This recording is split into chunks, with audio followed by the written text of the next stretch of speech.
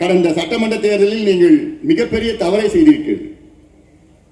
திமுக ஆட்சியை நீங்கள் வர வைத்தீர்கள், வாக்களித்தீர்கள், ஸ்டாலின் அவர்களை நீங்கள் கொண்டு வந்தீர்கள். இது மிகப்பெரிய ஒரு தவறாக நான் பார்க்கின்றேன். தொடர்ந்து 3 தேர்தல்களிலும் திமுகவுக்கு நீங்கள் வாக்களித்தீர்கள். நீங்கள் என்றால் தமிழ்நாடு மக்கள் சொல்கின்றேன். 2019 சட்டமன்ற மக்களவை தேர்தல், நாடாளுமன்ற தேர்தலில் தமிழகம், புதுவை உட்பட 40 தொகுதிகளில் 39 தொகுதி திமுகவுக்கு வாய்ப்பளித்து வாக்களித்து அவர்களை வெற்றி பெற வைத்தீர்கள். 39 out of 40 in 2019 MP election, parliament election. அதன் பிறகு சட்டமன்ற தேர்தலில் திமுகவை ஆட்சியில் அமர்த்தினீர்கள். ஸ்டாலின் அவர்களை முதலமைச்சராக ஆக்கினீர்கள். அவர்களுக்கு வெற்றியை கொடுத்தீர்கள். ஆட்சிக்கு வந்தார்கள் திமுக. அதன் பிறகு 2024 நாடாளுமன்ற தேர்தல் மீண்டும் திமுகவுக்கு வாக்களித்து இந்த முறை 39 40க்கு 40 வெற்றியை கொடுத்தீர்கள். 40 out of 40.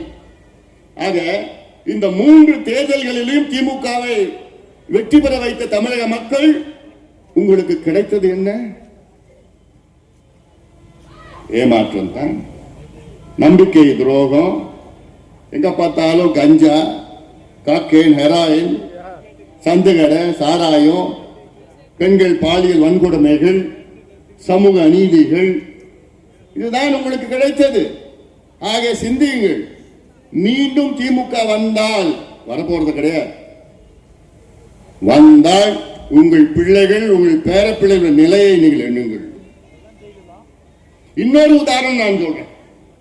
சென்னையில் நடக்குது நம்ம கூட்டம். சென்னையில இந்த சிங்கார சென்னை அப்படின்னு ஒரு வார்த்தை, அது கேட்டாலே ஒரு மாதிரி சிங்கார சென்னை எப்படிலாம் ஏமாத்துறீங்க. சாக்கடை சென்னை, எங்க பார்த்தாலும் சாக்கடையா ஓடிட்டு சிங்கார சென்னை. டயா பூஸ்டர், சுகருடைய ரிமோட் கண்ட்ரோல் இனி உங்க கையில. அனைத்து மருந்து கடைகளிலும் கிடைக்கும். செய்திகளை உடனுக்குடன் தெரிந்து கொள்ள கீழ்கண்ட கேபிள் மற்றும் டிடிஎச் நெட்வொர்க்குகளில் எம்நாடு செய்தி தொலைக்காட்சியை காணுங்கள். பாதகம் செய்பவரை கண்டால் நாம் பயம் கொள்ளலாகாது பாப்பா. மோதி மிதித்து விடு பாப்பா, அவர் முகத்தில் உமிழ்ந்து விடு பாப்பா. அண்மை செய்திகளை உடனுக்குடன் தெரிந்து கொள்ள இணைந்திருங்கள் எம்நாடு தொலைக்காட்சியுடன்.